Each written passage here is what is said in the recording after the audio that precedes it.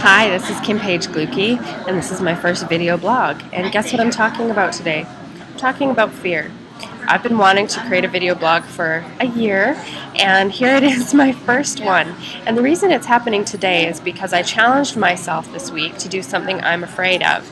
Because this weekend I'm talking about overcoming your fear about writing for blogging, and I'm very comfortable writing for blogging. However, video blogging is a fear of mine, and I wanted to put myself in the driver's seat of those listening to me talk this weekend by tackling a fear. So here it is, one take.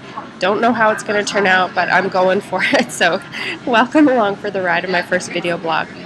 I thought I'd talk about some ideas I have around how to overcome fear.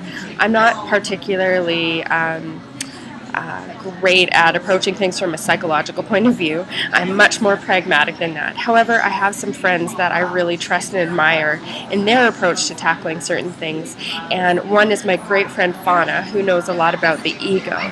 And I've learned from her that the ego is something that gets in the way of our desires. It's something that tells us we can't. It's a gremlin that sits on our shoulders and interrupts our mission and our purpose in life. So I'm going to tell you a few of my ideas around how I'm overcoming that today, and my thoughts that I'm going to share in my blogging conference this weekend, and really some of the things I'm going to work through over the next year as I tackle some other fears. And it's all about overcoming fear. First, as I look at my notes, because it's a one-take shot, I really think that we need to name the fear. For me, naming the fear is not just the action, but what is the intent behind it. My fear of video blogging really has been a combination of I don't know how with the technology. What if I don't have makeup on that day? I don't have much on and I'm doing it anyway. And basically that's it. It seems simple to hear, but those have been two major roadblocks for me, but at least I can name them. I'm sitting here now, I don't care how much makeup I have on. My husband bought me a Mac for our anniversary last year, and I'm finally using it to its capabilities. I have no excuses, and I can name my fears. The next step is having faith. I have a lot of faith that my opinion matters, but I think a lot of people walk through life not really sure whether theirs does. So having faith that what you think counts, I think, is more of an antidote to fear than even courage or courage. Courage tends to be the opposite of fear in our minds, but I really think faith is the antidote. Faith that it doesn't matter what's going on logically in your head, that things are going to turn out how they're supposed to be, and that you have something important to say or do. I believe that the third thing is having a vision of how it's going to turn out. The vision is really, what's the outcome after I'm done this video? What is the problem related to my fears that I was anticipating? It's the positive side of what the outcome is. I believe the outcome of this video is simply that I got it done. It doesn't matter to me how many people watch it. It doesn't matter to me if anybody's judging me watching this. It just matters to me that I did it. My vision is that I completed something that I had a fear of, and it's over and I can move on to the next time and doing it better. The next thing in the step is my pragmatic approach, which is having a plan.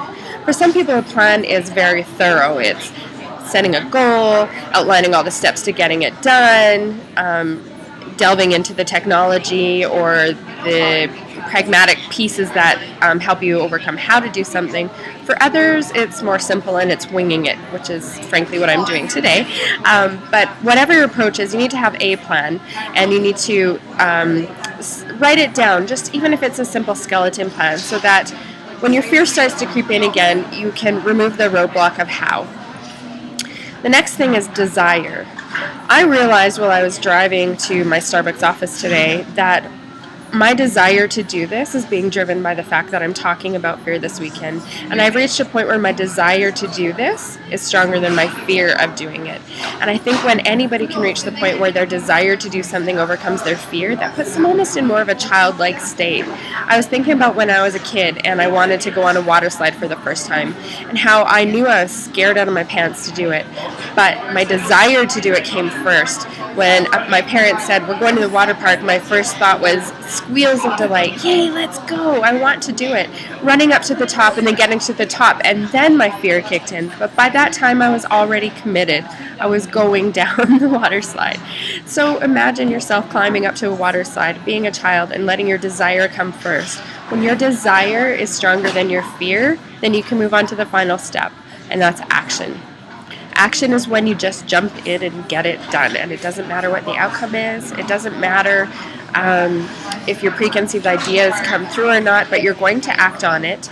And you act on it knowing that the first time doesn't always turn out the way you want, and that you have a mission and a plan. You have faith that there's a purpose to what you're doing, and that it's going to take time to perfect it or get closer to whatever your ideal vision of what was going to happen is going to become. But that the first step is now, and starting is where it matters. The only other thought I wanted to get into on my first video blog is the work of Simon Sinek and his work related to asking why. Everything we do is better for yourself and for those we're trying to impress, influence, advocate for if we know why. We get a better response if we know why.